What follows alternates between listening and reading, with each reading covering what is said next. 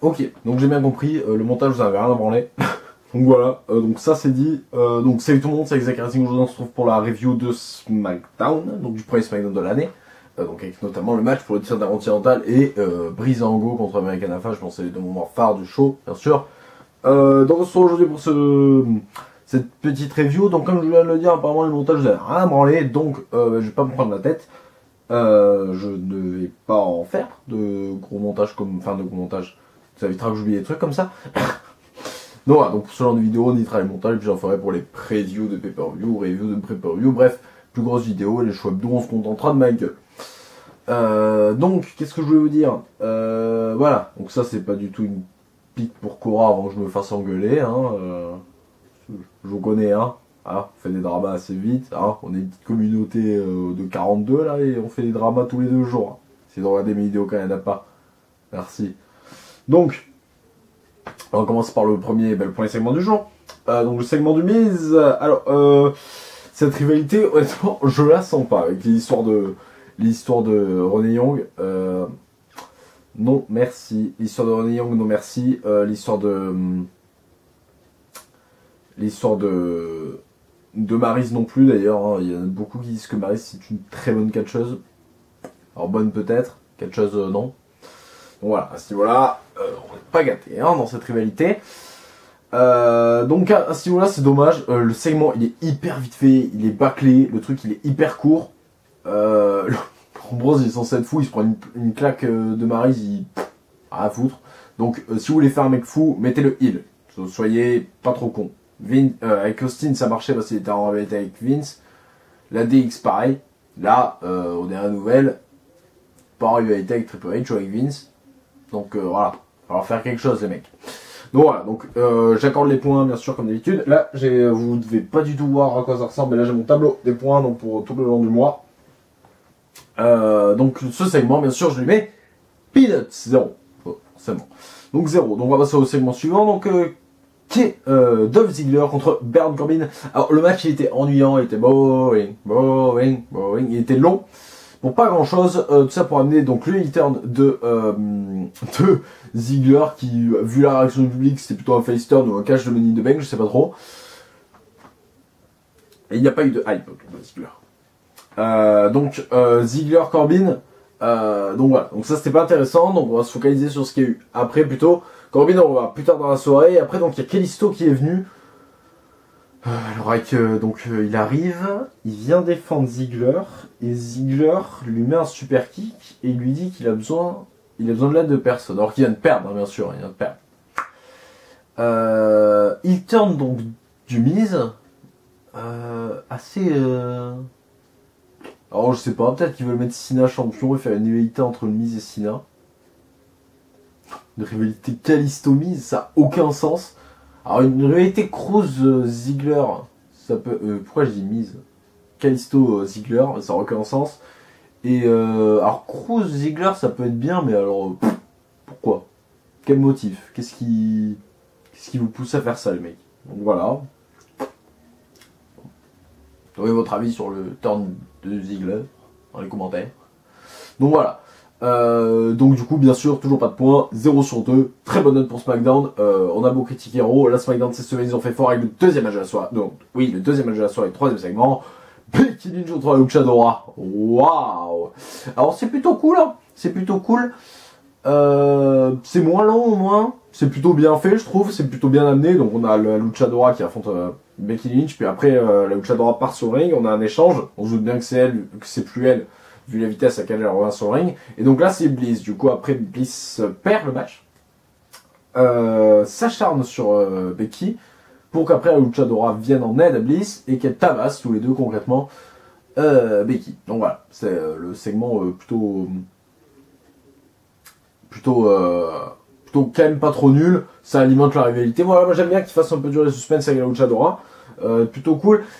Si c'est Deonna... comme ce qu'a annoncé, enfin c'est elle je pense vraiment dans le costume, après si ça va être elle dans la rivalité je pense pas, mais si c'est elle, ça m'arrange, enfin c'est pas très très cool parce que on a l'approche de Mania, et faire débuter les mecs à l'approche de Mania, d'habitude ça paye pas, hein, désolé, D'habitude, apparemment, ce que le mec, il avait vraiment un bel avenir pour lui. D'habitude, à Mania, c'est le retour des part-timers avant tout. Les débuts, rien à foutre. Donc, on va passer au match suivant. Du coup, je mets le point là-dessus. Je mets le point, donc ça fait 1 sur 3, pas mal. La signature de contrat, oh là là là là, encore une fois, l'ennui, les mecs. AJ Styles, c'est toujours pas ça au micro, je suis désolé, je suis fan de ce mec, mais au micro, pas ça. Donc on a AJ Styles, c'est assez ennuyant, hein, il se passe rien, il y a Brian aussi, c'est ennuyant, donc on s'en fout, concrètement. Et après on a Corbin qui arrive, ça commence à partir en couille, et là, non mais on a quand même super Cena, le mec il fait des Iron Man match, il est toujours là, le mec tu lui fais ce que tu veux, il est toujours là, bon à part la batterie de mon ordinateur par exemple, que je vais rebrancher en direct, il y aura plein de vidéos, hein, quand je vous dis qu'il n'y a pas de montage, c'est qu'il n'y a vraiment pas de montage, hein. Donc, j'allais vous dire, donc le mec il se relève de tout, par contre, un dropkick de Styles et le mec il KO par terre. Hein. Et après tu te dis, donc Styles se bat, et tu te dis, Corbin va le démonter, non, il se passe rien, il lui fait rien, Cena il regarde, il s'en va. Il regarde Styles, il regarde Cena, il s'en va. Donc Corbin il annonce du coup sa participation au Rumble, honnêtement je pense pas qu'il gagne, pourquoi pas, je préférerais ça que Strowman ou Reigns. Après voilà, ça m'étonnerait quand même. Mais voilà, donc pourquoi pas ajouter dans un autre match, j'allais dire une connerie, donc je ferme ma gueule. Donc voilà, à ce niveau, ce segment, bien sûr, je mets pas le point, 1 sur 4. Mais alors, décevant quoi le machin, décevant. Donc match suivant, match féminin à nouveau, encore on est 3 segments féminins dans la soirée, donc c'est pas mal quand même. Alia contre Carmella, alors Carmella vous savez que j'aime beaucoup, Alia j'aime beaucoup, par contre qu'est-ce qu'elle fout là Alors si jamais c'est réellement ses débuts qui veulent faire une rivalité entre les deux, bah ça peut être super cool au niveau du ring. Mais alors par contre avec James machin là à côté... Parce que là, le match il est quand même plutôt bon, qualité de ring, il est court, c'est vrai. Mais on a quand même de bonnes prises, moi je trouvais ça hyper divertissant. Et après on a James Machin, là, je vais arrêter de penser son nom si j'y arrive pas de toute façon. James Machin là qui débarque, c'est assez nul. Hein, ouais. Enfin qui débarque, non, il est là, il aide... Carmella, c'est assez nul ça quand même. Je trouve que associer les deux, c'est pourri. Voilà, il y en a, ils aiment pas Carmella. Il y a personne qui aime James Machin. Donc forcément, ça peut pas marcher. Voilà, moi j'aime beaucoup Carmella en l'occurrence, mais là, ils vont arriver à m'en dégoûter les cons. Parce qu'on met elle est heal, donc ça paraît très logique. Donc voilà, mais j'accorde le point pour ce segment que j'ai trouvé plutôt cool. En plus voilà, James c'est vrai qu'il était chiant en main event, mais là en mid-card women's, ça va quand même, c'est raisonnable. Donc je mets mon point et ça nous fait 2 sur 5, donc SmackDown remonte. Mais là, par contre, ça va redescendre. Ne vous inquiétez pas, American Alpha contre Breezango. Bon, le match, j'en parle pas. Hein, ils ont jobé, quoi, Breezango. Donc, ils sont de retour dans le job. Quant à American Alpha, donc après, on a eu la promo de la Wyatt. Putain, le mec, vous venez de perdre le titre, quoi. Donc, ils annoncent qu'ils auront leur revanche à SmackDown la semaine prochaine. Donc, on peut s'attendre soit Orton et Bray, soit à Bray et Luke Harper, mais ça m'étonnerait beaucoup plus. Donc Orton et Bray, je pense. C'est une promo habituelle de Bray Wyatt. Donc c'est pas intéressant en fait. Honnêtement, il y en a qui sont contents pour Orton qui soit champion par équipe avec Scaris. Et honnêtement, moi, le mec il est 12 fois champion, je dis pas de conneries. 12 fois champion du monde, le mec ils sont champion par équipe avec Bray Wyatt. Enfin, même plus maintenant, du coup. Il y aura une pareille, donc... J'espère qu'ils ont poussé la rivalité, qu'on aura ça à Elimination Chamber, ce sera intéressant, parce que là... Par contre, American Alpha, voilà, j'aime toujours autant, avoir des matchs comme ça, ils peuvent se les garder. Bien sûr, je ne mets pas le point, ça nous fait à 2 à 6. On va au match suivant. On va aller très vite là-dessus. Nikki Bella, Natalia. C'était pas un match, d'ailleurs, c'était un segment. Nikki Bella, Natalia. Bon, le truc, il est basé sur un tweet de Bret Hart, quand même. Hein, donc, on a une réalité basée sur des tweets. Et le clash, il est pas trop mal. Enfin, le speech micro, il est pas trop mal, mais c'est du vu avec les deux. Donc, on s'en tape, quoi. Pas du tout intéressant. 2 sur 7. Les points, ça va pas, quoi. Là, SmackDown, je sais pas ce que vous avez fait en ce début d'année, mais ils n'avaient pas digéré le nouvel an, je pense. Hein. On passe tout de suite au main event, qui sera le dernier point de la soirée, puisque là, j'accorde le point, donc ça fait 3 sur 8. 3 sur 8, Ambrose Miz pour le titre intercontinental, donc nouveau champion. Moi, j'aime bien regarder des nouveaux champions en weekly, ça nous donne envie de les regarder. Le match, il est plutôt bon, quand même. Il est pas fou, mais pour un main event de weekly, il est quand même bien bon, surtout quand on va miser en bronze, on se dit quand même que dans le ring ça va pas être top. Là ça l'est. Enfin Barry se fait exclure, moi ça me dérange pas, ils sont heal, c'est normal qu'ils interviennent. Il se fait exclure, et ce qui est hyper cool, c'est qu'il gagne pas juste après l'exclusion. Il y a un petit temps dans le match, et ça c'est super cool. On n'a pas eu d'énormes spots si c'était le topé d'Ambrose, mais voilà, je suis content que Renee Young soit pas mêlé à ça m'a fait plaisir, même si elle s'est pris la claque dans les backstage plus tard, même si on a rien à foutre de ce segment d'ailleurs. Et voilà. Donc je suis assez heureux de. Non pas du changement de titre, ça je m'en fous, ça ne me change rien, je me dis que voilà, Ambrose à cette période, voilà, c'est un mec qui est en main event toute l'année, à la période de Mania, bah, d'ailleurs c'est ce qu'a dit Brian plus ou moins à Talking Smack, à période de Mania, tu mets pas ça en main event, je l'aime bien Ambrose, mais tu le mets pas en main event, pas encore en tout cas, donc mid-carder, champion intercontinental, voilà.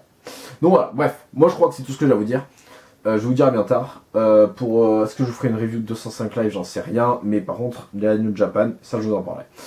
Je vous dis à bien tard, il y aura un preview de Rumble aussi, plein de trucs à vous faire en fait. Donc je vous dis à bien tard.